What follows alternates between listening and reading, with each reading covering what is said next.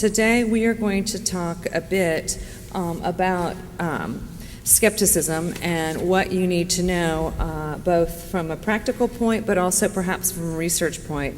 And for the practitioners out there, also what the PCAOB's expectations are with respect to exercising professional judgment. What I think, though, is important for us to all think about is that while we talk about auditor skepticism and what the auditor's responsibility is with respect to professional skepticism, really everybody in the supply chain should be exercising skepticism as they go about doing their work. So not only auditors, but audit committees, management certainly. I would posit investors need to exercise skepticism. Those who report on, financial journalists, maybe even regulators, and of course auditors, both internal, external, and then those of you that teach auditing and accounting. You have to be very well versed in skepticism. So it's important, I think, that we keep that in mind as we talk about auditors' professional skepticism as we're going to today. So up here are the three areas that we're going to focus on. We're going to talk a bit about defining professional skepticism, how it's exercised, and then also how we can improve auditor skepticism. So as I said, we will have time at the end for Q&A. So let's talk about skepticism and the definition of skepticism. So we have up here a slide that Jeanette prepared, and it talks about the elements of skepticism. You'll see here, attributes, mindset, and action. So with that, I'm going to turn it over to you, Jeanette, and if you could give us kind of your perception as to how skepticism is defined in PCAOB literature and what some of these attributes mean. Certainly. Thank you, Cindy. Before I start, I must say that the views expressed today are my own and do not necessarily reflect those of the PCAOB board or the staff, so now I'm okay with the PCAOB ethics standards. I think in a discussion about professional skepticism, it's very appropriate to start with the standards, but then build from there. Due to the complexity of this subject matter, standards are just the starting point. This is not something where you can read the standard and then just know how to go out and do it and get it right. It's a very complex area. It's very complex to apply professional skepticism during an entire audit process. Deconstructing the application of professional skepticism in the actual practice of auditing is complicated, and it crosses multiple disciplines. It crosses the disciplines of auditing, corporate governance, business models, human behavior, and ethics. And of course, it's happening in a dynamic environment. And so I think that's why we wanted to have this panel today to really discuss some of these issues. And so we will start with the standards. And the standards really do demand the application of professional skepticism throughout the audit process and emphasize that professional skepticism is a component of the auditor's general duty of care that applies throughout the audit. It's an attitude that includes a questioning mind and a critical assessment of the sufficiency and appropriateness of audit evidence, and basically comprises three elements. And frankly, these are sprinkled throughout the standards. And so today I tried to bring some of these together. And those elements are auditor attributes, mindset, and actions. Now, if we can figure this. There we go. And so this is a picture that attempts to take those elements in the standards and depict them. And so first we have auditor attributes. The standards talk about auditors' knowledge, skill, and ability. And of course we know that research and practice show that there are many other auditor attributes that come into play among individual auditors and the teams that impact their influence of professional skepticism. But basically it's the knowledge, skill, and ability which is a precondition, and it interacts with the other elements in applying professional skepticism. And then we have mindset, the auditor mindset. And the standards use many different terms to talk about the auditor's mindset. It's an attitude of the auditor performing the work in good faith, with integrity, assuming neither honesty nor dishonesty of management, but at the same time recognizing the possibility of material misstatement due to fraud throughout the audit process. Some of the other words used in the standards are attitude, questioning mind, critical, and not to be satisfied with less than persuasive evidence. And again, these are sprinkled throughout the standards.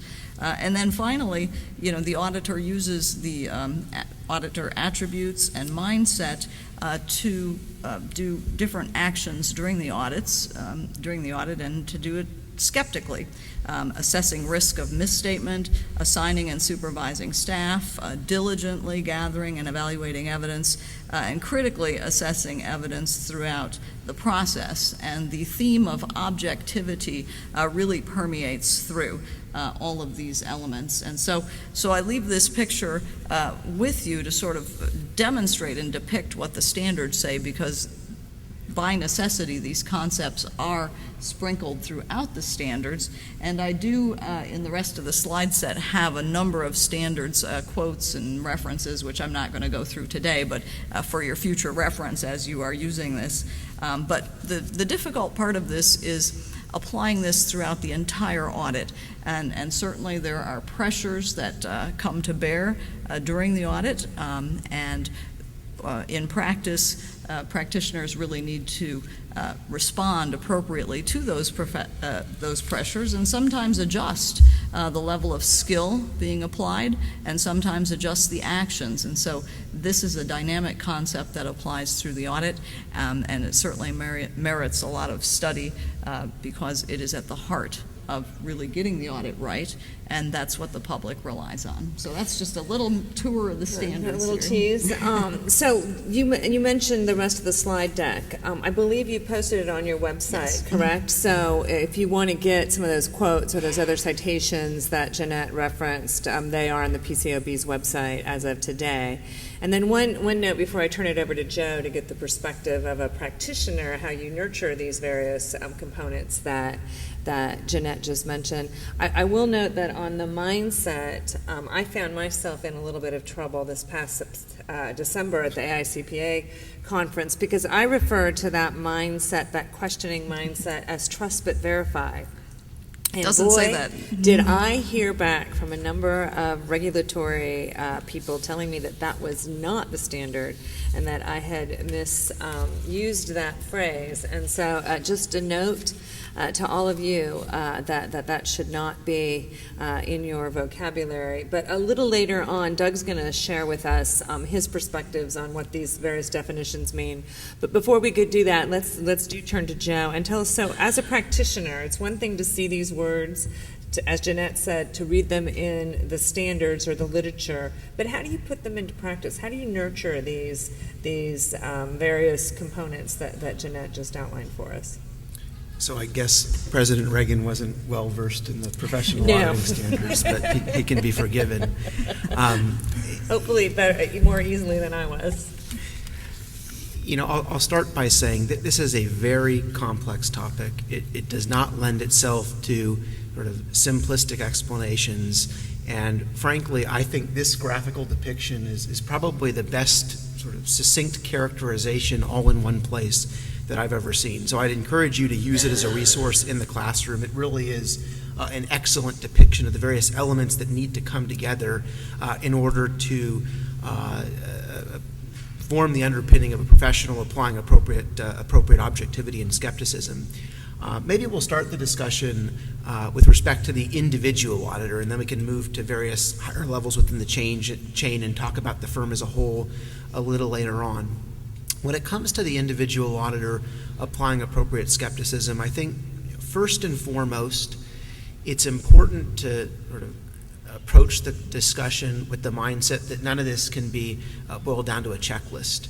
If there are 10 things or 15 things or 20 things interspersed throughout that slide deck, if one were to try to produce the right environment for the professional to exercise skepticism by listing them out and providing it in the form of a checklist to the auditor and saying you need to go through and make sure you did number 1 and you did number 2 and you did number 3, the entire point would have been lost.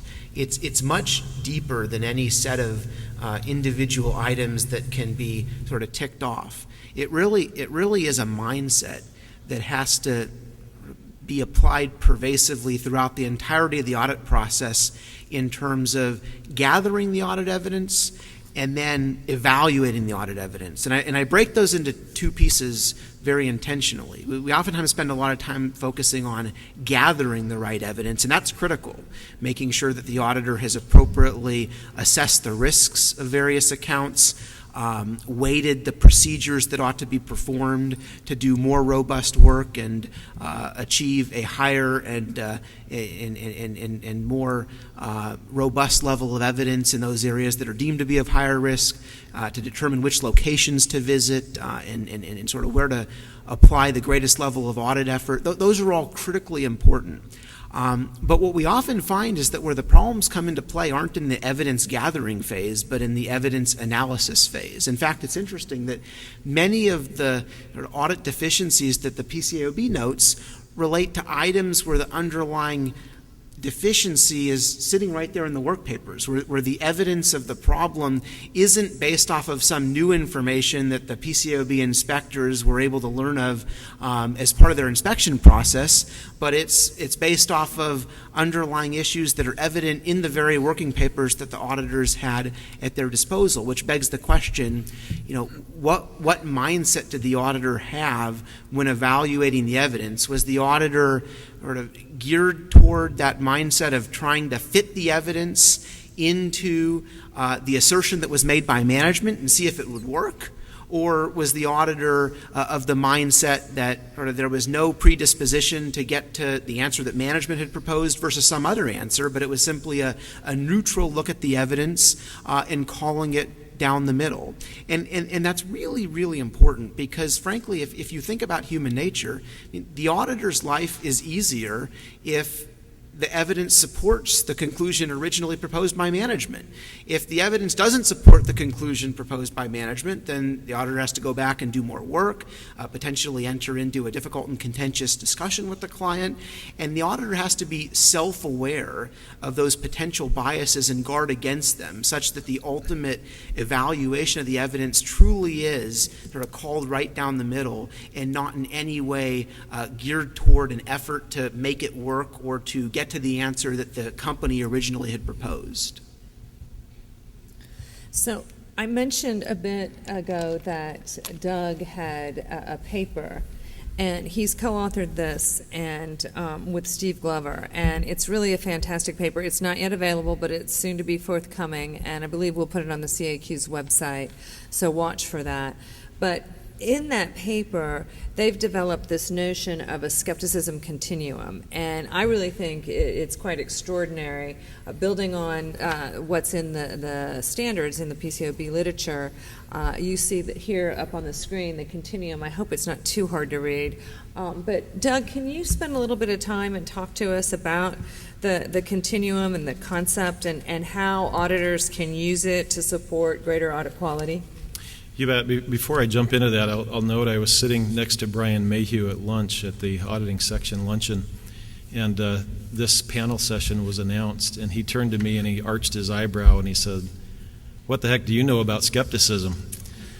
And I said, "There's prima facie evidence that you belong on that panel, exhibiting professional skepticism." Now, from an academic, you'd be disappointed if you walked away without a little bit of etymology. Skepticism comes from the Greek word skeptikos, which basically means inquiring or reflective. I do think that there have been some really important points made here by Cindy and Joe. And Joe, just a moment ago, said this is a really complicated topic. And I would kind of like to emphasize that before I talk a little bit about this continuum that's up on the slide. In a sense, it's almost dangerous if we answer every audit problem or audit failure with the answer, there's a failure in professional skepticism. In a sense, that two-word label, it's a dangerous label to use if it substitutes for a root cause. If you're trying to do a root cause analysis, I don't think you end that search with professional skepticism.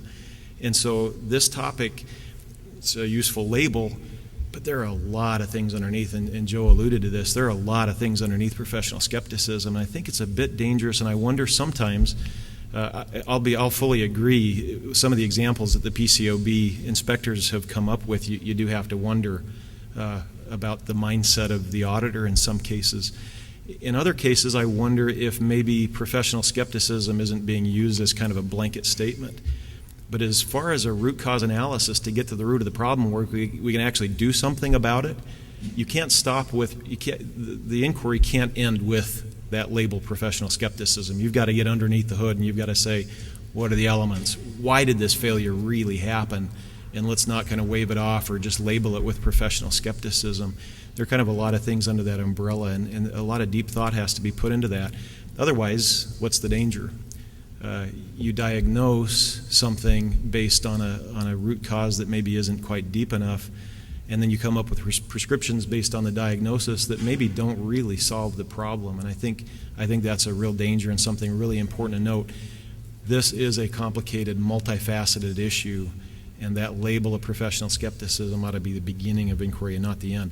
So Cindy talked a little bit about the definition of professional skepticism and noted, and it's true in the standards, that term is used in different ways. So sometimes it's a neutral mentality. We don't assume unquestioned honesty or dishonesty. We do seek for evidence to verify.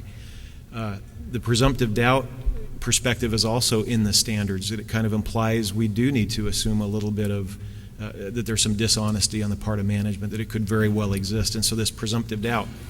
It's interesting because a lot of the conversations that have taken place as if professional skepticism is a 1-0 variable. Either you've got it or you don't, one.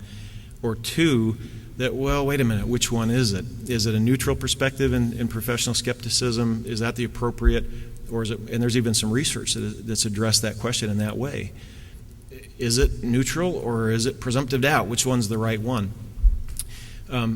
This really isn't rocket science, but in writing this paper that was commissioned by the Standards Working Group of the GPPC, it's a consortium of the 6 largest international firms, and they commissioned this paper as kind of a foundation, a talking basis to say let's engage in conversations with regulators, among the profession, with educators, and so forth, and let's let this be kind of a level-setting document that we can start to talk from. And so it's kind of takes a broad view and lays out the fundamental definition of skepticism and so forth. But one of the things that it proposes is that maybe skepticism is not really a 1-0 variable. Maybe it's not either you've got it or you don't.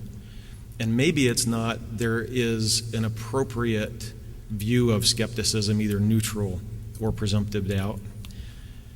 And after the fact, it doesn't seem all that profound, but maybe it's a continuum. And basically that's what this kind of lays out, is to say, depending on the risk of material misstatement, it presumes a rigorous, careful risk analysis, of course. But once the rigorous risk analysis, risk assessment is done, isn't it true that it would be appropriate to exercise different levels of skepticism in different areas of the audit? The danger that you have if you don't take that approach is, one, either it's going to be an extremely inefficient audit, and society cannot afford a forensic audit in every area of each engagement, right? The other danger is if we say, well, yeah, but we've got to be, presumptive doubt in every area of the audit. You either raise the entire audit to that level, or given the constraints on resources, more likely what you do is you kind of wash out the importance of saying there are areas of the audit where we ought to focus based on our risk assessment, and you take the whole audit down a notch. So I think it's important that we don't let this emphasis on professional skepticism kind of wash out the importance of a careful risk analysis and saying there are areas of the audit where we ought to be really skeptical, where there's evidence that indicates that we've got a problem, there might be a fraud going on. You better get to complete doubt, the far right-hand end of that continuum, pretty darn quickly. In other cases where there have been no errors, there's no indication of risk, not very material, it would be pretty foolhardy to say we need to exercise professional skepticism at the level of presumptive doubt for those areas of the audit. Not efficient, maybe a little bit dangerous. So what we propose is this continuum, this skepticism, and again, not really rocket science, but in a way it takes some of those discussions that are out there and don't seem to be getting anywhere because they're treating professional skepticism as a 1-0 variable. Well, is it neutral? Is it presumptive doubt? And it says, yeah, it's all of those things depending on the risk that's present in that area of the audit engagement. So let me ask Joe a question, and Jeanette, you jump in too, because you see some of this through the inspection side. But given that we've just said that skepticism is very complex and complicated, and given that we have this continuum, so different levels of skepticism apply perhaps at different times, then to me it seems that it's even further compounded by the fact that you've got an individual's skepticism, but you also have the entire engagement team having to exercise skepticism. So can you talk a little bit, Joe, about how the skepticism is formed, how it's applied, and then you mentioned documentation as well, how you document that, given that you've got this continuum as well as talking about individuals and groups? Yeah, and in fact, you mentioned the individual and raising up to the engagement team. Then you take the engagement team and raise that up to the office and raise that up to the entire firm. And that whole system has to be aligned in order to get the correct outcome. I'd actually go back to sort of the very beginning, but before even getting into sort of how do you accomplish all of that, is to diagnose the problem and to understand the risk. And I like to do that by going back to the example of the brand new auditor that we as a firm hire and walks in the door. And it really illustrates where things could go wrong. Right? So the new auditor walks in the door, and the first thing that they do is they log into a system to determine sort of who their client is that they're supposed to work on. And when they go into that system, it doesn't say investing public. It lists the name of a company. So they get their client, and then they drive out to that client, and they're walking into a headquarters building and interacting with a number of people, again, from that company. That's who they spend every day with, is people from the company that's being audited. Not even the audit committee, right? Not even the audit committee until several years into their career. Right? Then they sort of accumulate the time they spent, and presumably we send a bill, and that bill is being sent to the company under audit. And even the very standards that govern that auditor's work refer to the company under audit as the client. Right? And so this all could be very confusing. And so it's critical that at the firm-wide level that there's a culture and a tone that sets the groundwork for that individual to not be confused and to recognize where their duty lies. That in fact they're part of a greater system that was put in place for the protection of the investing public, and that their duty is far broader than just getting through a defined set of tasks, showing up at 9 a.m., getting out the audit program, and leaving at 6, but that they actually play a central role in the capital markets. And once you instill that culture into the entire workforce of auditors, there's a professional pride that takes hold, that I'm actually doing this for a very important reason. There's a societal benefit to me doing it very, very well. If I don't do it well, there's actually real people out there who will be harmed, and that I want to take a lot of pride in the work that I'm doing because I value that role that I play in the capital markets. It helps to sort of counter the potential that somebody forgets who their ultimate duty is in fact to.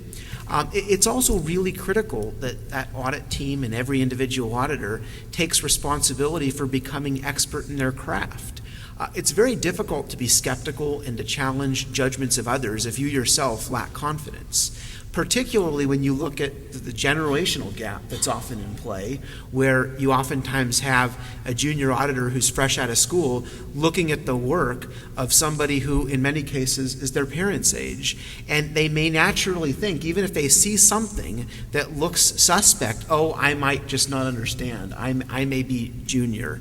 And so having the right expertise, having the confidence to know that, no, in fact, if something doesn't look right, it may not be right, and to push back, and to never be satisfied until you yourself understand it with a level of sufficiency that you yourself have confidence that it's right, versus simply saying, well, I'm not sure whether it's right or wrong, and so it must be good enough. Absolutely critical. And then there's a process. In many cases, the process when it comes to exercising skepticism is every bit as important or more important than the outcome, because we're often dealing with very, very judgmental matters. In some cases, there's not a right answer or a wrong answer. It goes back to this concept of a continuum. But the system doesn't work unless that process is credible and there was a good faith effort to gather all of the audit evidence and to evaluate it with a neutral mindset and to synthesize a judgment that appropriately considered all of not just the positive evidence that's confirming of management's assertion, but also the negative evidence that may in fact be disconfirming. And that skill set of taking a population of evidence, of weighing it, and then of memorializing it, such that somebody after the fact can see that that process was in fact undertaken in good faith and can evaluate the robustness of the process and the ultimate answer, absolutely as critical as whatever the end answer ultimately may have been. So, Jeanette, I'm going to turn to you here in a moment, but you said something, Joe, that sparked a question for me, for Doug. So Joe talked a lot about the confidence that you have to have, particularly from the very beginning, to exercise your skepticism. Is that something that can begin to be taught in the classroom and talked about in the classroom, and is it? Yeah, that's a really interesting question. Of course, that level of confidence, the ability to act, to have that confidence to act, to take the mindset of professional skepticism and create actions out of it and stand up is actually part of Kathy Hurt's skepticism measurement. That's seen as a personality variable in that context. So it's an interesting question as to whether we can take a personality variable and train. My guess is that we probably can. Might bear some research. Can you train confidence? The willingness to stand up. I think they're probably, and I'm talking off the top of my head here, but there's probably a number of ingredients that you'd have to think about in order to get somebody to act with confidence. One, they've got to have the technical expertise. Two, they've got to know that they're going to have the firm behind them, that if they step out there that they're not going to get cut off by the firm or reprimanded by the firm for going over budget or whatever the case may be. But yeah, that's an interesting question. I think we can talk about the confidence. Let me go back really quickly to something that Joe said in terms of the ideals of what our profession stands for and the importance of talking to our students about that. I think that aspect is really critical.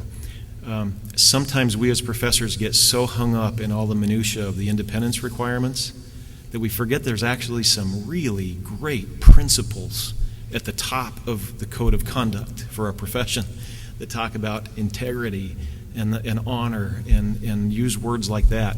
I think it's important that we spend time in the classroom to talk about those things. But let me make a note. You may remember this and you may see this, those of you who are academics. Students tend to have kind of a healthy level of skepticism when it comes to taking things from their professors. So they listen to us and they say, okay, got it for the exam, but what's it like in the real world, right? So when our students leave and if they hear us talking about the ideals of the profession, they need to hear that message when they go on their first day on the job. Let me tell you a really quick story. Is that okay? It'll be quick. I invited an auditor come in to speak with one of my master's level auditing courses, and this is a few years back, but he came in and he was talking about some of the procedures that auditors do and some of the things that he enjoyed doing and not. And he says, scanning the general ledger for larger unusual items.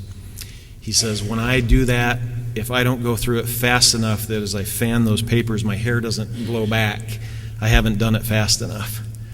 Now, of course, scanning the GL for larger unusual items is kind of at the heart of the Farmore fraud. It can be an important thing.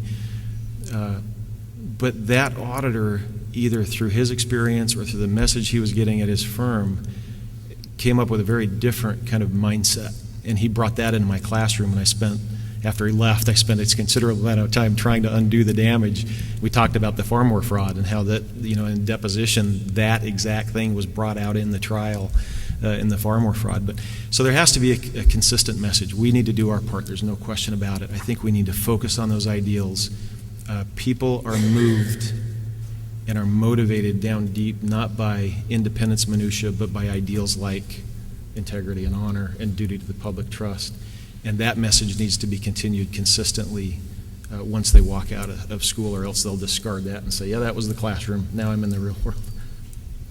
So, Jeanette, some of the things that we've just been talking about these last few minutes about with respect to the timing and planning and those types of things, the PCAOB actually in December came out with a practice alert that talks specifically about the exercise of skepticism. And so I'd like you to, if you would, be so kind to take a few minutes and kind of give us the highlights of the PCAOB practice alert. It's, again, on the PCAOB's website. So I would, if you haven't taken a look at it recently, when it first came out, I spent some time with it, as I know all of the firms did, but having read it again recently in preparation for this panel, there's really a lot of good information in there. So if you give us the highlights. Sure, and I really do think this is a must-read for students and for firms and for use in training. And the reason that we issued this is very consistent with a point that Doug made, and that is, you can't just label something a problem with professional skepticism and stop, because how would you fix it without really analyzing it? And there are so many layers to this, and we've been working with the firms through various layers, firm level, tone at the top, team level issues, as well as individual auditor issues. And so part of our objective in issuing this practice alert was to really talk about the different layers of problems, the types of problems that we've seen, and to talk about impediments to professional skepticism, as well as some suggestions as we've been trying to break this down, and as we work with the firms to break this down. And so we were told that December wasn't great timing because the firms got this right during the busy season, but and we're being more mindful of that. But this is a pretty timeless document, and I hope that once we all learn more about this, we can even issue an updated or an additional document. So it provides examples at the engagement team level. And we have already talked about some of them where the evidence is sitting right there in the work papers. So some common areas are in estimates and assumptions, questioning key assumptions behind estimates, and sometimes there just simply is no work there dealing with assumptions, and in other cases there are ranges of assumptions, and it's completely puzzling why the auditor was okay with management's assumptions, because the contradictory evidence might be sitting right there. Also, questioning management's determinations to not take certain actions in terms of evaluating for impairment or other financial reporting issues when in fact there were questions. So when management had red flags and management didn't take certain actions, the auditor is not questioning management about that. Also looking at negative performance or negative financial performance on different sensitivity analyses, and you're seeing a theme here, a lot of estimations, and really considering the range of possibilities and the impact, the potential impact on the financial statements. And again, a lot of these red flags are right there in the audit documentation that our auditors or that our inspectors are seeing. And then we do find cases where the auditors just don't do procedures beyond inquiry of management, and that's kind of a mind-boggling issue. And in a whole variety of issues, we cited some inventory issues in the practice alert, but we do find this fairly frequently in inspections, and I think it could be because the auditors are running out of time, or maybe the auditors weren't trained enough to know what to do, but if management hands them something that seems to agree to the financial statements, the work stopped there, and so that's been a problem. We've also identified deficiencies in systems of quality control within the firms relating to professional skepticism. So we've actually reported this issue in Part 2 of firms' inspection reports, and the firms are doing a lot of work to analyze these issues and try to take actions really to deal with some of these. The practice alert also talks about challenges that auditors might encounter in exercising professional skepticism, and we've talked about some of those.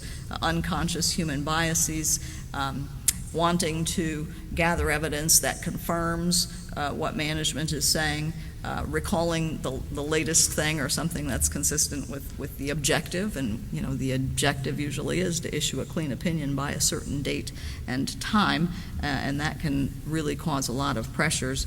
Scheduling and workload demands as well can cause auditors to be more satisfied than they otherwise would be if those pressures were not in place. And so this can impact individual auditors, and it can impact teams as well. And we list a whole host of conditions in the audit environment, and I won't go through them in detail. And the firms are also looking at these issues and the potential impact on professional skepticism and the actions taken by auditors and their teams. But we've also talked with firms about tone at the top, because sometimes tone at the top is also impacting actions all the way down to the individual auditor level. Finally, we list actions that can be taken at the firm level, the engagement team level, and the individual auditor level to help the practice of professional skepticism. So at the firm level, we talk about tone at the top, performance appraisal systems and incentive and reward systems that really encourage and demand good professional skepticism and good auditing. Professional competence of supervisors and availability of supervisors to support the auditors, as we discussed, and be available for auditors who need assistance or auditors who find something unexpected. You can plan an audit and put the perfect resources on that audit, and then something unexpected happens, and then the whole ballgame changes. And are the right tools in place at that point to deal with that? Does the firm have appropriate quality assurance mechanisms in place to deal with that?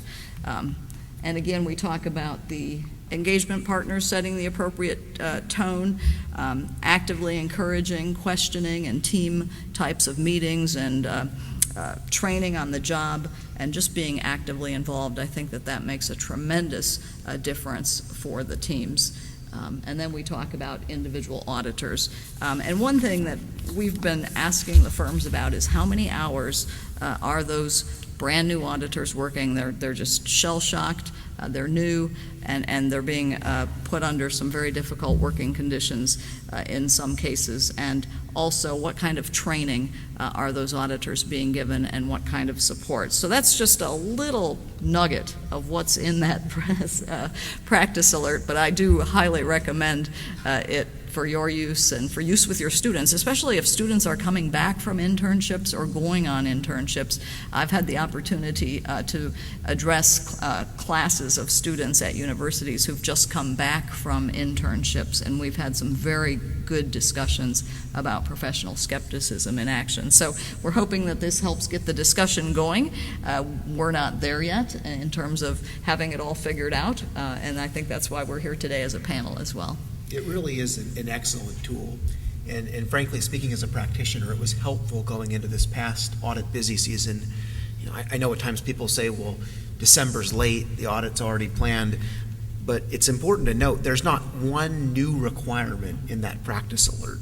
It's memorializing requirements that already sit in the professional standards and communicating examples that have been uncovered in the PCAOB's inspection process. And so I do think that it was very, very helpful to the profession. And again, a reminder in an area that doesn't lend itself to checklists and is so oriented toward mindset that as you head into that crunch and those couple months where the rubber hits the road and the maximum risk exists that skepticism wouldn't be exercised, to have it put top of mind. Yeah, I think that Joe made a point earlier about auditors need to be self-aware and just aware of what can happen. And I think the more we get the word out and the more we discuss it, the better, because all auditors will be in a situation where something completely unexpected happens. And, that's sort of one of those wild card moments. Something big, something unexpected happens, and the auditor can take many different actions in that moment. And it's usually a short period of time because it's often happening under a time crunch. And the auditor needs to be aware that those things can happen so that the auditor recognizes it rather than thinking about it after the fact and saying, wow, that was really a terrible experience, and wonder if I did the right thing. So this awareness and this training and discussion and further examination, I think, is very important. So that brings me back to you, Doug. In your skepticism paper, you talk at great length about the challenges and threats to skepticism, some of the things that we've just been talking about, the overconfidence, the anchoring, confirmation, these types of things that your paper does a good job of outlining those threats to skepticism. Can you talk a little bit more about these common threats briefly, but perhaps more importantly, some of the recommendations that you and Steve put forth in your paper?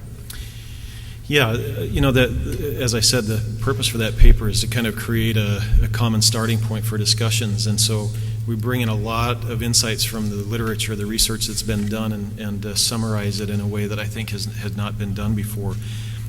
This goes to what we talked about a little bit before, how important it is to kind of drill down and make sure you know what aspect, what's the root cause of the problem.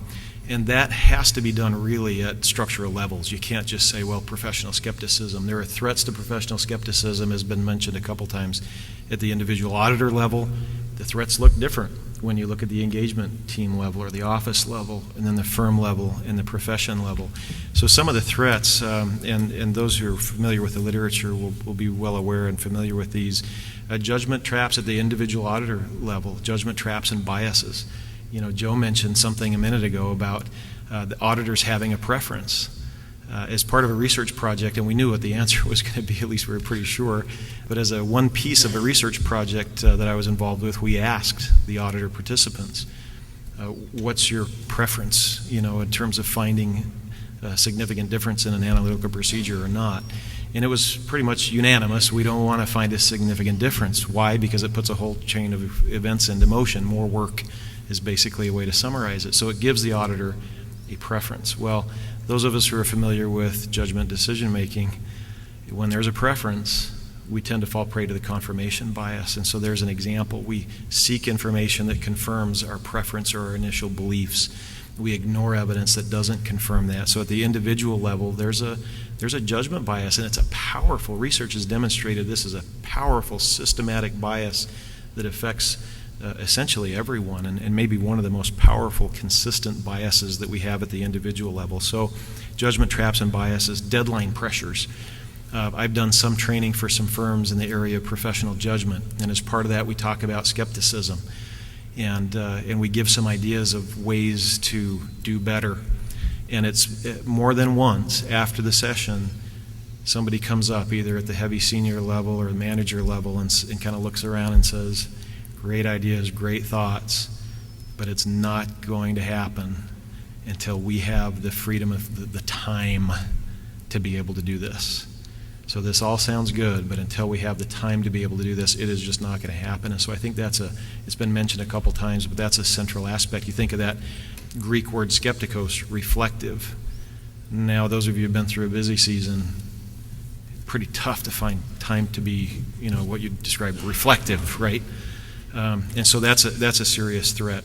At the engagement team level, there are different things that can come into play. Client service, business development goals that create conflicts of interest, for example.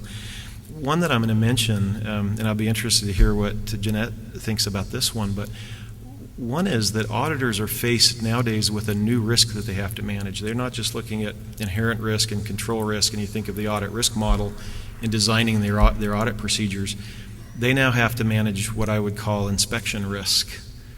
Now, the PCAOB, they send out inspectors, and in managing a large organization, well, of course they've got to have an agenda and they're going to share information. But from an outside observer's perspective, it seems like sometimes there's a hot topic du jour, right? There's an inspection theme, and so inspectors go out and they're looking for this particular thing or these particular 2 or 3 things in all the firms. In managing a larger organization, I can see how and why that would be useful and helpful. I also think there's a danger there. To effectively exercise professional skepticism, auditors need to do a careful risk analysis and really apply that skepticism where it needs to be applied, where the risks are higher. To the extent that a blanket theme in inspections is imposed by a regulator, to the extent that that is not aligned with the particular risks in a particular client, I think there's a danger that the professional skepticism will be exercised in areas where maybe the risk isn't the highest. And so I think there's a little bit of a danger there. And in fact, I'd call that a threat to professional skepticism at the, I don't know, I guess you could say various levels. The profession level, certainly it affects the engagement team and their incentives and what they're looking for, knowing that there could very well be an inspection in the future. And if they don't pay attention to this issue, there could be an inspection and ugly things could happen. And yet, if that's not the higher risk area within that firm, then I think that's a possible threat. At the profession level, there's certainly conflicts of interest you could look at stemming from the payer selector model that's currently in place, and that's been discussed a great deal. But it's important to note that that's one aspect of a lot of different threats at the individual auditor level, the engagement team level, the firm level, the profession level. And so it's a much more complicated problem than just that. I think another major threat at the profession level is audit committees that maybe don't function as they're intended. You hear about audit committees who seem to believe that their major role is to drive down the audit fee. It's interesting to me. I wonder what the foundation there is. What's lacking there that would cause an audit committee member not to understand that their livelihood, their assets, their reputation are on the line, and not to look at the auditor and say, let's talk about your risk assessment. Let me share with you the issues that I think are important, that I'm worried about. Have you considered this? Have you considered that? What did you find when you looked here? If an audit committee, it seems to me, at that firm professional level is doing its job, that's going to have a huge impact, I would think, on the exercise of professional skepticism for that engagement team, knowing that the budget, the fee is not the most important thing, and actually having encouragement by the audit committee to say, we want to know what's going on. We're not out there looking at the records as audit committee members, and we rely on you. So I think the proper functioning of audit committees and audit committee members that understand their role and take it seriously and are very proactive, and in a sense, like Cindy said right at the beginning, maybe exercising a healthy level of professional skepticism themselves. It may start there. Well, so let's pause there for a minute, because yesterday at the CAQ symposium, one of the centerpieces of the discussion, or the centerpiece of the discussion, was the effectiveness of audit committees. And Joe, you mentioned several times, and Jeanette, you did too, about the time pressure that sometimes are threats to skepticism and objectivity by the auditor. And so again, that seems to me to be directly tied to the audit committee's oversight. So Joe, I'm curious from a practitioner's point of view what you think about that. And then Jeanette, I know that the PCAOB, it's one of your strategic objectives or strategic areas of focus is reaching out more to audit committees as they exercise their oversight over the audit process. So just a few comments by both of you on the role of the audit committee and how they intersect not only their own skepticism, but how they can encourage and sustain skepticism by the auditor.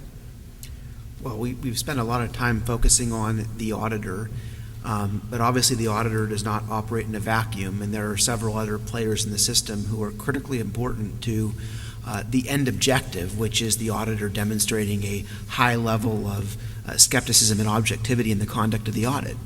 The very system was designed to insert an independent audit committee of the board to stand between management and the auditor to address that very risk of the issuer pays model. And unless you have sort of that element functioning as designed, or the risk profile goes way up that you may not get the outcome that you wanted. Speaking as a practitioner, I can't tell you the effect that it has on our people's mindset. When you have a strong, empowered audit committee that's sort of speaking directly to our partner and in some cases to our entire engagement team in delivering the message that, you work for us, I as the audit committee chair, I as the audit committee member am representing the investing public, you the auditor are working for me, you are to report back directly to me. To the extent there are issues that make you uncomfortable or areas of difficulty that sort of you have some level of contentious dialogue with management, I want you to come to me with those, and I have your back. When that's the environment in which the auditor is operating, you wouldn't believe the effect that has in a positive direction on the auditor's objectivity, skepticism, and independence. Now, you brought up, Cindy, this issue of time crunch, and I really think it's important to disaggregate that into two different types of time crunch. One type of time crunch is, boy, it's just going to take a lot of time generally to do the audit, and the client was only willing to pay X, and so I'd go way over budget. I have less sympathy for that one. And frankly, when we talk about systems and processes that a firm needs to put in place, first and foremost is that there has to be a consistent message that quality is number one, and it has to be backed up by action. So I'm guessing, Jeanette, that the PCAOB doesn't find too many firms who tell their people quality is priority number 4. I mean, everybody says quality is priority number 1, but how does that actually get sort of manifested throughout the system of quality control? And do the auditors have a clear understanding from firm management that once the firm decides to accept the engagement and to accept the level of fee that's been agreed to, okay, now the business element is done with, and sort of quality is a non-negotiable. What it takes to do an audit in accordance with the professional standards is non-negotiable. If it takes too long, and maybe there's a discussion next year about whether the auditor ought to accept the engagement or go back and negotiate a new fee arrangement, but once that firm level decision has been made to accept the engagement, that there's a clear message from the very top of the firm that the work has to be done irrespective of the time that it takes to do the work. That's one type of time crunch. A different type of time crunch is where the work gets backloaded into the busy season, and as a result the auditor gets behind, and the company still wants to release earnings by X date, or wants the auditor's report to be done so they can file their 10K by Y date. That's a different type of time crunch, and that's actually one that's more manageable, and that I think all of the firms are taking steps to try to accelerate the audit process and do more earlier so that issues are surfaced in a timely manner. There's an appropriate buffer such that when issues do come up, that the right level of work can be done to gather more audit evidence, to consult within the firm, to have those discussions with the issuer about potentially changing the accounting or disclosure so that you're not sitting there at 2 a.m., 2 days before the deadline, with that tremendous innate pressure to accomplish the deadline at the risk potentially of shortcutting the process. Yeah, let me just talk a little bit about our outreach with audit committees. Clearly, audit committees have a very important role in overseeing auditor independence, objectivity, and professional skepticism, and audit quality. So we've actually got several objectives for outreaching to audit committees. First of all, to acknowledge their important role in this system that needs to work together. PCAOB has had a project ongoing for quite a while here on independence, objectivity, and professional skepticism, and we're kind of breaking it into a whole lot of discrete tasks, and this is one of them. And so in our outreach with audit committees, we want to be sure they understand the importance of audit quality, and frankly, paying for audit quality. That takes care of the first problem, although it doesn't take care of the problem with firms willing to go in and take a cut rate, but we need quality to be part of that deliberation, and audit committees are responsible for hiring, firing, and paying their auditors. And so they need to understand what is audit quality, and we've got another project going on audit quality indicators that will hopefully help with that.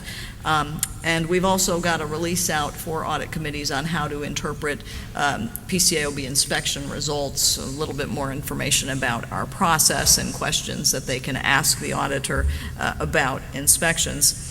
And then also we've had some standards activity, and we're going to have some more outreach with audit committees on communications and in the oversight of the audits, and we've got a standard for auditors in their communications with audit committees. But if audit committees are asking the right questions early on, like Joe said, if you know that you've got an audit committee that's intensely interested, it makes a big difference, so that these big issues can be dealt with up front.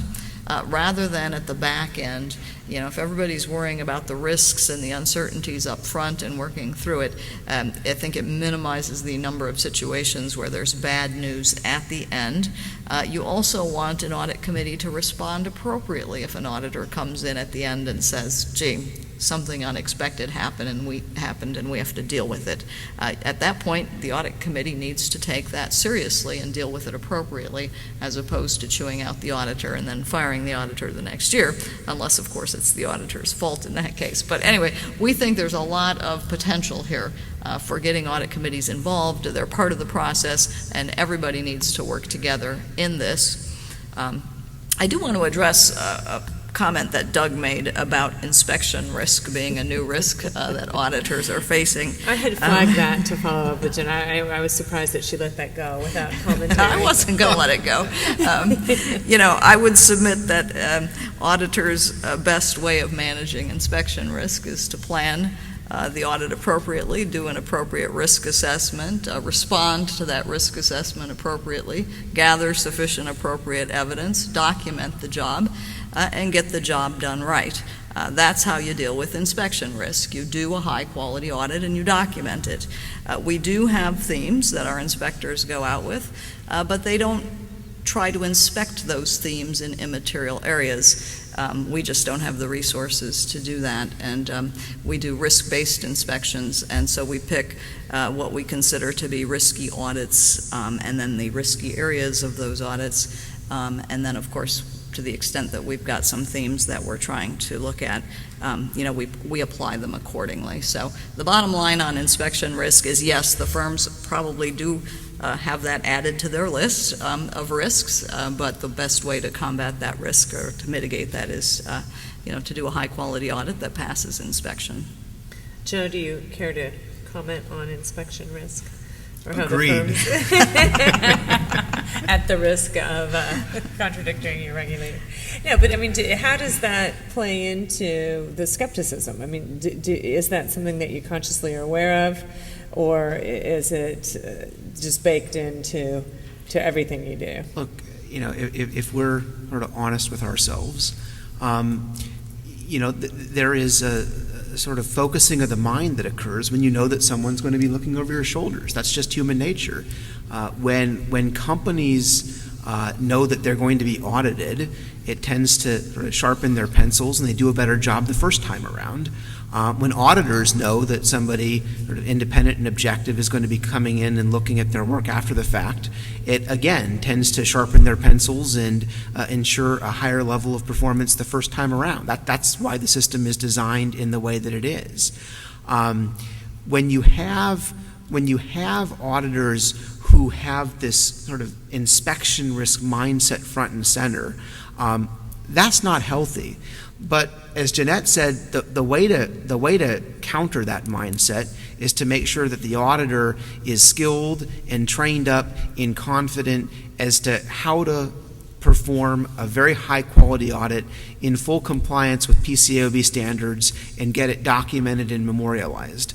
It is not to engage in, you know, what you might characterize as defensive auditing, you know, similar to what people talk about as, you know, practicing defensive medicine, where I don't want to get questioned after the fact, so I'll just order 100 different lab tests, and it creates perverse incentives throughout the system and runs up costs.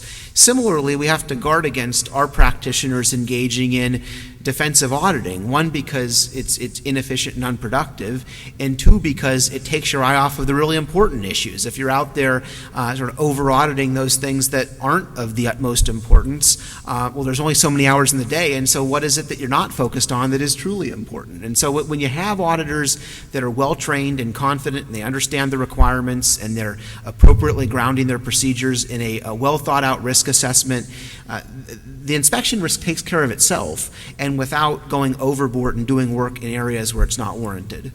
Well, and I will tell you that I think our outreach with audit committees is helping us deal with some of this, and we'll continue to pursue this with audit committees. We were getting some feedback from audit committees that audit partners were saying, well, we have to do extra work because PCAOB is requiring it. It's not really required, but we have to do it to satisfy our regulator. When in fact, the firms were trying to respond to deficiencies. And so we've had conversations that this is not a productive way to communicate with your audit committee. What are you going to tell them next year when you're trying to meet the standards? And in other cases, I do think there have been some inappropriate responses by firms in terms of the defensive auditing based on what audit committees have told us that the firms have told them that they're going to do in order to try to mitigate some of this risk. So I think our outreach with audit committees and our candid conversations with firms will help in this regard. But it doesn't help anyone, to sort of say, well, gee, we had a deficiency, but we're going to tell the audit committee that the PCAOB is just making us do this. So I think if we can all be able to talk honestly and frankly, and if some of the messaging that we're giving firms is being misinterpreted, or if our messaging is not accomplishing the results that we wanted, we need to get that feedback as well. Joe, it's your audit committee chair calling. Well, then let me respond. Frankly, that kind of behavior of blaming the PCAOB or suggesting I have to do this because the PCAOB said so, it deprofessionalizes the audit. I mean, the auditor, again, going back to the very foundation of sort of what drives people's behavior and what guides people to stand up and do the right thing, it has to be grounded in a deep pride in what you're doing, a sense of importance to the capital markets, and that I'm ultimately forming an opinion on a company's financial statements, and I want to stand behind that opinion and have full confidence that I conducted the audit in accordance with the professional standards. And if you're just doing it because somebody else told you to do it or the regulator said you have to do it, it undercuts the entirety of that professionalism. And frankly, when we talk to audit committees, and audit committees ask us questions as to, well, how should we respond to the fact that there's these PCAOB deficiencies? What do they mean? What I sit across the table and tell an audit committee member is, how your auditor responds to that deficiency is every bit or more important than the deficiency itself. People aren't perfect. Mistakes will happen, but it tells you a lot about the firm that you've hired as to whether they, on the one hand, say, this was ticky-tack, or I'm just doing it because the PCAOB told me to. That's probably not the auditor that you want, versus saying, you know what, every year we strive to do a better audit than the year before. We want to take all sources of feedback as to where there are opportunities for improvement and incorporate that into our audit approach. We recognize there were some areas that were in need of improvement, as pointed out through the inspection process. We've already remediated them, and here's how we're going to build the learning into our audit process so that next year this doesn't happen again. That's what you want to hear from your auditor versus a defensiveness and a downplaying. And let me jump in for a second. I want to be clear. I think audit quality has gone up significantly as a result of the PCAOB's efforts. PCAOB has a tough job, so I don't mean to be overly critical. At the same time, I think we all need to be able to look inside and look honestly and say, okay, what might be the unintended consequences of some of our efforts? And I think that includes audit firms. I think the PCAOB needs to do that on a regular basis. I think we need to look at the whole model of corporate governance and say what could improve there. And I think that there are some ways in which audit committees could change other than just giving lip service to it, making them more accountable, maybe more accountable to the investing public, reporting with more clarity about what they've done to exercise their version of professional skepticism. I think we all need to be able to do that on a regular basis. I think the firms need to do that. There's clearly, I think, given the examples that the PCAOB has put out, examples of where firms can do better. I do think it's important for the PCAOB to look at maybe unintended consequences of inspections and other issues. Steve Chipman mentioned today at the auditing section lunch that it's probably not a bad idea to periodically sit back and say, what does the ideal model for a regulator look like, and evaluate whether we have that or not. I don't mean that as a criticism. I mean that we ought to be all asking ourselves, what could we be doing to do better? An example, just to put a little bit more meat on those bones, there's been a concern expressed, and I think it's a possible threat to skepticism at the profession level when you have the standard setting, inspection, and enforcement functions all located under the same roof. There could be a danger that over time the standards get set to facilitate the inspection and enforcement process, deprofessionalizing the profession, taking judgment out. I don't know the extent that that's happened at this point. I don't mean that as a criticism. I just mean that as a question to say we need to be looking inside and saying, are there ways in which we can do better? What's happening? Are there unintended consequences? And I think that needs to happen at all levels, firms, engagement teams, individual auditors, PCAOB, corporate governance as a whole.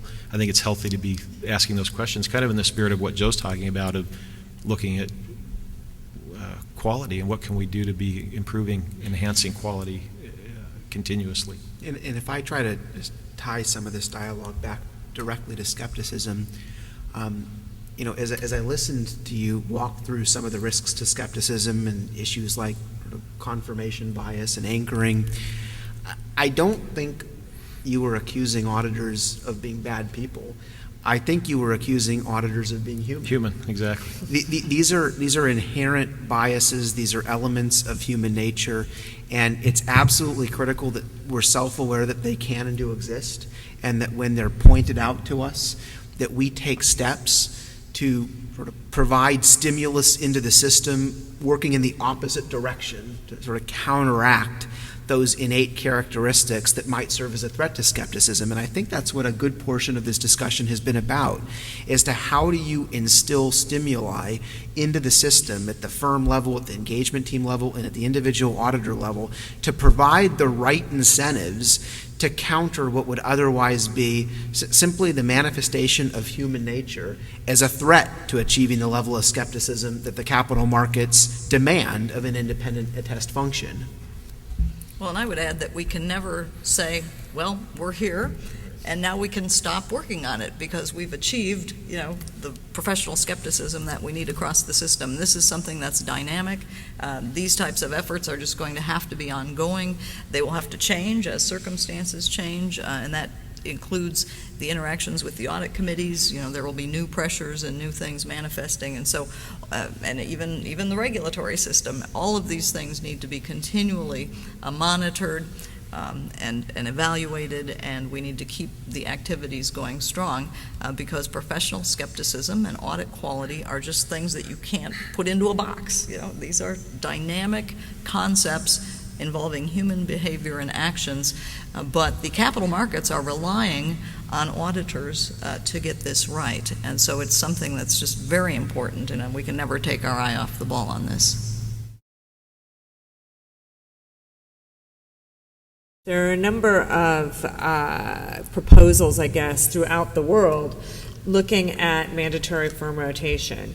I think the UK Competition Commission has come out. The PCAOB, of course, has their concept release under the umbrella of improving independence, objectivity, and skepticism. One of the questions the PCAOB asked is, could mandatory firm rotation help improve independence, objectivity, and skepticism? And then recently, the House of Representatives actually countered, if you will, the PCAOB's question about mandatory firm rotation and said that the PCAOB should not move forward with mandatory firm rotation. But that is not binding because it didn't go through the House. It's just a Senate. I'm sorry, it went through the House and not the Senate. It was a piece of legislation passed the House. So maybe instead of mushing all of those things together, I'd be curious, Jeanette, if you could give an update as to why you asked that question about mandatory firm rotation and how you think mandatory firm rotation may or may not work to increase skepticism. Sure. Well, the PCAOB put out that concept release in 2011. That was before I came onto the board. Interestingly, though, back when I was at GAO, I headed up GAO's study on mandatory audit firm rotation that was issued in, I think, 2004. And that was a requirement out of the Sarbanes-Oxley Act for GAO to look into whether mandatory audit firm rotation could be justified as a means of improving independence and so on. And at that time, we at GAO said there was really no compelling case for such a blanket one-size-fits-all requirement, and that the requirements of the Sarbanes-Oxley Act should be allowed to play out, and maybe the issue could be evaluated later. So the PCAOB picked it up in 2011. I came on the board in 2012, And my colleagues at GAO laughed and said, "You really want to study this issue again, Jeanette?" And so PCAOB has been studying it now for, I guess, 2 years. We've had some great roundtable discussions, a lot of very, very good discussion about objectivity, independence, and professional skepticism, and so on. We have not found a compelling case or compelling evidence that would indicate that such an across-the-board requirement would be the answer at this point. And so we're doing a lot of these other projects, like the practice alert on professional skepticism, our work with the firms on professional skepticism, looking at these issues in inspections. Also, our outreach with audit committees. We got a lot of feedback during the process of our roundtables that, hey, it's really the job of the audit committees to oversee auditor independence and to hire and fire the auditor. So PCAOB let the audit committees do their jobs. So when we started talking with audit committees, we realized that performance of audit committees was variable. And so there's opportunity there to improve the performance of audit committees to help improve auditor independence, objectivity, and professional skepticism. I have been advocating on the board for us to come to some sort of conclusion on this and some sort of transparency about where we're going. The board has not been able to come to an agreement on how or when to make some kind of a closure on this. You will notice, though, in our last standard setting update, the title of the project was changed, and mandatory audit, or the independence, was taken out of the title. So there's been a slight nuance change, and frankly, I think that's probably that's why the House committee got involved, because there was just not quick transparency coming out of the PCAOB about this. On the other hand, it's a very complex issue. And we are taking the opportunity to start up other projects. So I hope I answered the question. No, I think so. And the one thing I would say with respect to other jurisdictions that are looking at and perhaps implementing some form of rotation, for instance, in the UK and elsewhere in Europe, a big focus of the mandatory form rotation debate is on spurring competition and reducing concentration in the marketplace, which really wasn't the thrust behind the PCAOB's looking at that. Rather, they were looking at it under the auspices of independence, objectivity, and skepticism. So that could be one reason why you might see a different result. But Joe, I don't know if you want to add in, or... Well, frankly, rotation is what grabs headlines because it's a big concept and it's a discrete proposal that somebody can tangibly put their hands on, as where hopefully if we've done anything over the last hour and 15 minutes, we've demonstrated how complex and nuanced the set of underlying factors is when you get into a discussion about skepticism and objectivity. You can think rotation's a good idea, you can think it's a bad idea. It doesn't address most of these issues that we talked about, but by virtue of putting out the concept release, what the PCAOB did accomplish is putting this topic front and center and creating the platform to have a broader dialogue about a whole host of ideas that have emerged as to how to make some real progress and headway around these core issues, whether anything ever happens with rotation or not. And so I really do think that a lot of positive has come from the dialogue, even though, to this day, the headlines all seem to gravitate toward that sort of big ticket concept of rotation. Well, again, I think that's where the audit committee, if the audit committee is doing its job, the audit committee should mitigate that risk. Now, I do know that that doesn't always happen in practice. It's unfortunate. But frankly, if you've got management that wants to fire the auditor for doing the right thing, and you're the auditor, you should be running in the opposite direction. You should be happy that relationship has terminated. There is a market out there for bad auditors, we have found, and we do have a fragmented system of regulation, and that's one of the difficulties, but we're doing whatever we can, and we're pushing the envelope a little bit, but audit committees have been very receptive, and so have others. I think people realize what an important element of the system that the audit committees represent. Let me just jump in really quickly. If you want to do a really interesting thought experiment, sit down and think about all of the things that are in place that auditors need to do to have competence and objectivity and skepticism. Take all that big long list, and think about how many of those things audit committees have to do. Now, I'm not suggesting they should have to do all of them, but it's an interesting thought experiment to say, wow, look at this long list over here. Couldn't some of those be applied on the audit committee side to boost up the level of corporate governance skepticism encouraged by the audit committee? And if you read our Part 1 inspection findings, I read some of them and I say, where was the audit committee? Let me repeat the question. Could you all hear that in the back? She was talking about going back to the inspection risk comment that we spoke about earlier.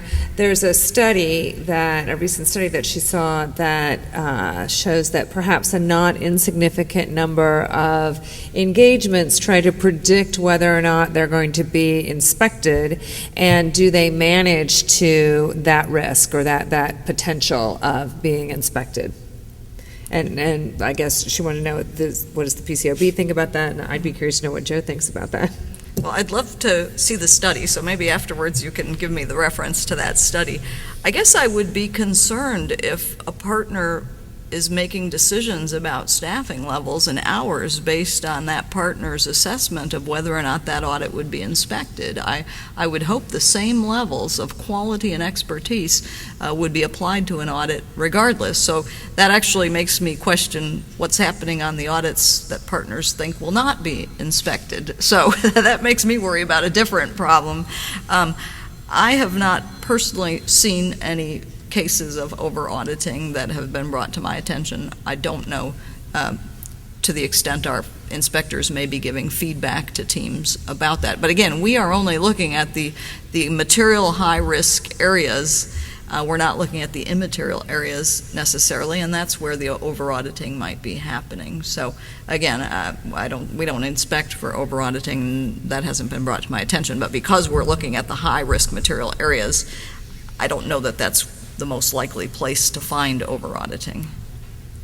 Well, there's a short answer and a long answer. The short answer is it's a fool's game, in part because even if one thought they could somehow predict more or less likelihood of being inspected by the PCAOB, which, as Jeanette said, is a risk-based approach, and sort of not all audits have an equal likelihood of being selected. The firms each have our own internal inspection processes, which also stand a high likelihood of ultimately selecting that individual partner's engagement, and frankly, in many cases, the internal inspection is as of a great or equal to or greater level of rigor as the external inspection process.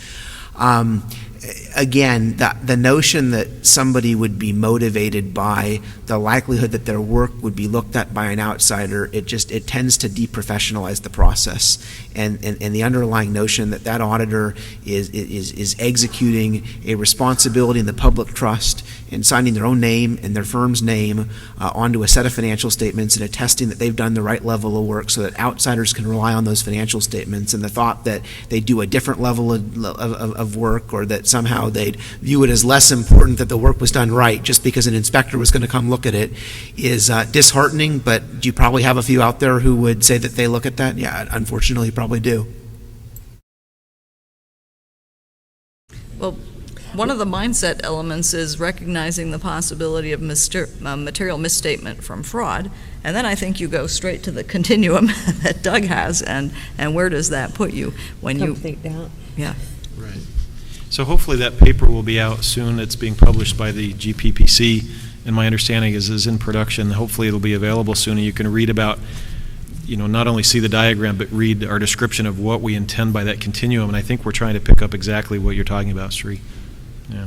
Yeah, the one clarification I want to make to the comments about professional skepticism being situational is there's always the level of professional skepticism that the standards require you to have. So you cannot go below that level. So when you say situational, it would be the level of the standards plus.